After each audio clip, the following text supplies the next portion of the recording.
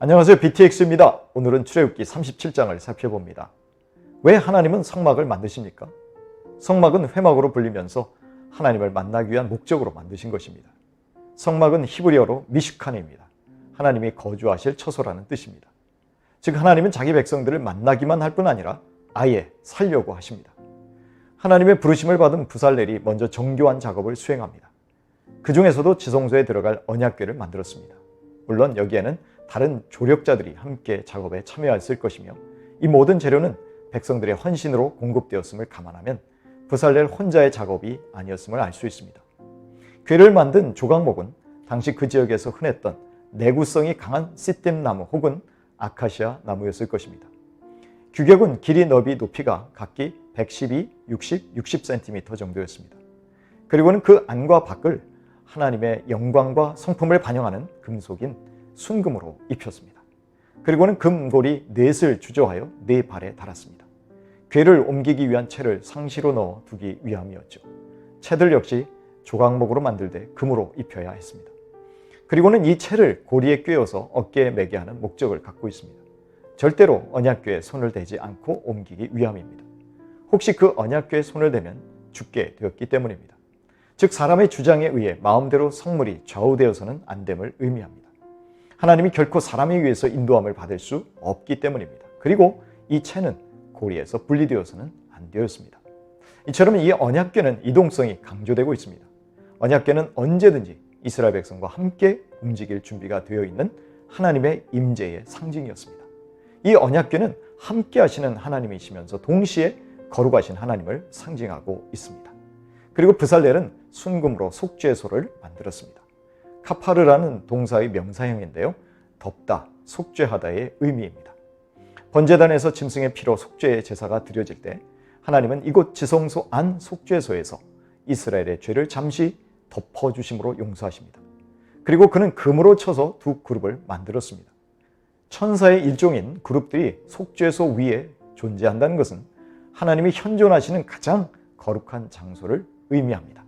스랍이나 그룹들은 모두 천상의 존재들로서 하나님을 찬송하며 하나님의 명령을 순종하여 실행하는 종들입니다.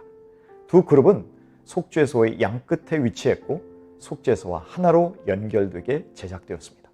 두 그룹은 날개를 위로 펴서 속죄소를 덮게 했습니다. 하나님은 바로 이곳에서 용서를 선포하시는 은혜의 장소가 되게 하십니다. 그래서 시은소라고 하기도 합니다. mercy seat라고 합니다. 이처럼 부살렐은 하나님이 명령하신 것에서 한 채 오차도 없이 실행하여 언약궤를 만들었습니다. 아름답고 화려하게 꾸미면서 창의력을 발휘하는 것은 중요한 것이 아닙니다. 하나님의 임재 상징인 언약궤는 말씀 그대로 이루어져야 했습니다. 그것이 하나님의 통치가 이루어지는 방식이었기 때문입니다. 속죄소가 가려준다 혹은 덮는다라는 것은 인간의 죄는 완전히 사라지는 것이 아니라는 것이죠. 짐승의 피로 잠시 가려져서 마치 죄가 없는 것처럼 인정하실 뿐입니다. 하지만 신약시대의 성도들, 그리스도 안에 있는 성도들은 완전히 죄가 깨끗하게 사라진 용서의 시대를 살고 있습니다. 그리스도의 보혈은 완전한 사죄의 효력을 일으킨 것입니다. 그러므로 이 은혜를 누리는 우리는 은혜의 보좌 앞에 담대히 나아갈 수 있는 것입니다. 그 궤는 언약궤라고도 불리는데 그 속에 하나님이 모세에게 준 두 돌판이 놓여져야 했습니다. 여기에는 하나님이 십계명을 기록하셨습니다. 왜 두 개입니까? 하나님과 백성들이 언약, 계약을 맺어서 그 계약서를 당사자들이 각각 갖게 된 것을 뜻합니다. 하나님은 그곳에서 십계명으로 대표되는 언약으로 이스라엘을 다스리시고 인도하시겠다는 것입니다.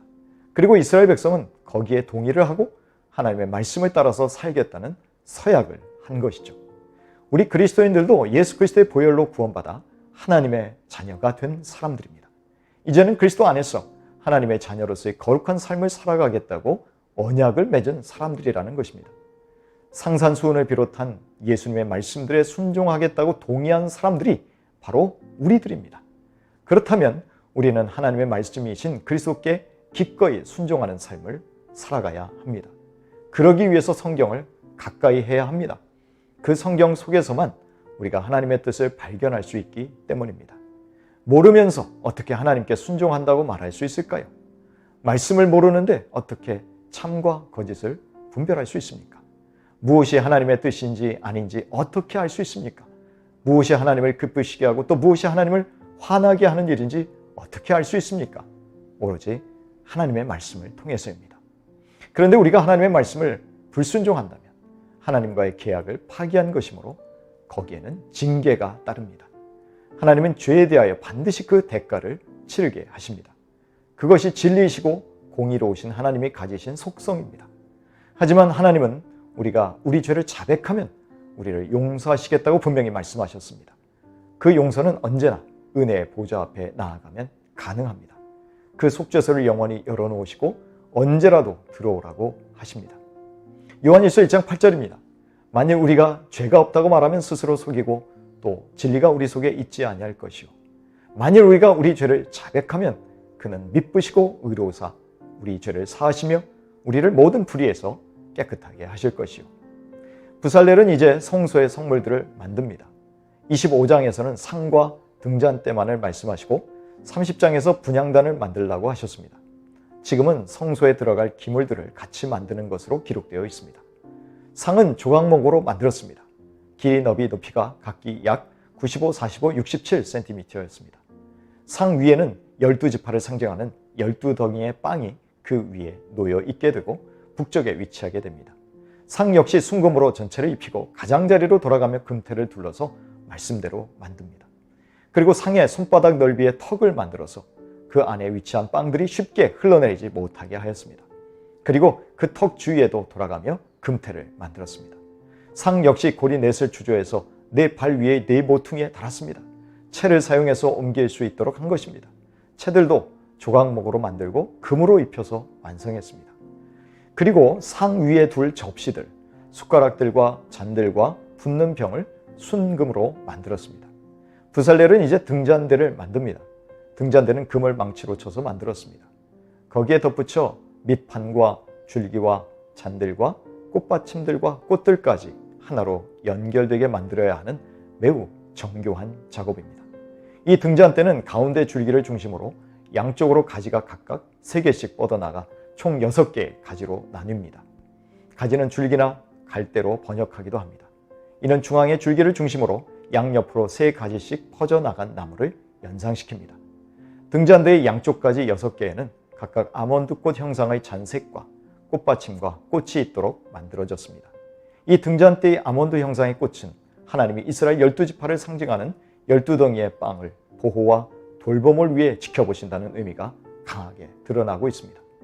그리고 등잔대 중심의 줄기에도 아몬드꽃 형상의 잔넷과 꽃받침과 꽃을 만들어야 했습니다. 그 이유는 양쪽으로 뻗어나간 가지들이 만나는 곳마다 잔 하나와 꽃받침과 꽃이 필요하기 때문입니다. 가지들이 만나는 곳이 3군데이므로 3개가 필요하고 줄기의 맨 위쪽에 또 하나가 필요하기에 4개가 있어야 하는 것이죠. 이 꽃받침과 가지들은 모두 줄기와 하나로 연결되는 정교한 작업을 순금을 망치로 쳐서 완성합니다. 등잔대와 더불어 등잔에 불을 끄는 데 필요한 기구와 등잔에서 발생한 여러 불순물을 담는 그릇들 역시 순금으로 만들었습니다. 등잔을 끌 때는 불집게를 이용하고 발생하는 불순물들은 불똥 그릇에 담게 한 것입니다. 여기에는 순금 약 36kg이 들었습니다. 이 등잔대의 빛은 곧 하나님의 빛드심을 상징하며 또한 우리 삶의 길을 비추는 하나님의 말씀을 의미하기도 합니다. 우리가 빛 되신 하나님의 빛을 받아서 살지 않는다면 우리는 세상의 빛이라는 사명을 감당하기 어려울 것입니다. 마치 등잔대가 이스라엘의 12지파를 상징하는 12덩이의 빵이 항상 위치한 상을 비추었듯이 하나님의 빛을 항상 받아야 합니다. 그래야 세상에서 빛을 전하는 통로가 될 수 있습니다. 우리 주님은 당신을 포도나무로 비유하십니다. 그리고 우리는 가지라고 하십니다. 우리가 예수님께 단단히 붙어 있어야 열매를 맺을 수 있듯이 빛 되신 하나님께 연합되어 있다면 우리는 세상의 빛으로서의 사명을 감당할 수 있을 것입니다. 그리고 부살렐은 조각목으로 분향단을 만들었습니다. 길이, 넓이, 높이가 각각 45, 45, 90cm 정도였습니다. 이 분향단은 향을 사르는 장소로 하나님 앞에서 인간의 모습을 가림으로 죽음을 막는 역할을 할 뿐만 아니라 백성의 기도를 향연으로 하나님께 올려드리는 상징적인 의미도 갖고 있습니다. 그리고 네 모서리의 뿔들과 제단의 사면을 순금으로 입혀서 거룩함을 나타냈습니다. 언약궤나 상들과 마찬가지로 고리를 만들어 양쪽에 2개씩 달아야 했습니다. 어깨에 메어서 옮겨야 한다는 것을 알려주고 있습니다. 성소에 필요한 물품 중 마지막으로 거룩한 관유와 향품으로 정결한 향을 만들었습니다. 관유는 성막과 모든 기구들에 발라서 거룩하게 성별하는 역할을 합니다. 또한 제사장들의 위임식에도 사용되어 제사장직이 거룩하게 구별되도록 하였습니다. 향은 하나님께 사름으로 죄된 인생을 가리는 역할을 합니다. 지성소 안에도 두어서 거룩한 하나님의 향이 퍼져나가게 합니다. 향은 결코 사적인 용도로 만들어서는 안 되었습니다. 그렇게 하는 사람들은 이스라엘 중에서 끊어지는 저주를 받고 말 것이었습니다.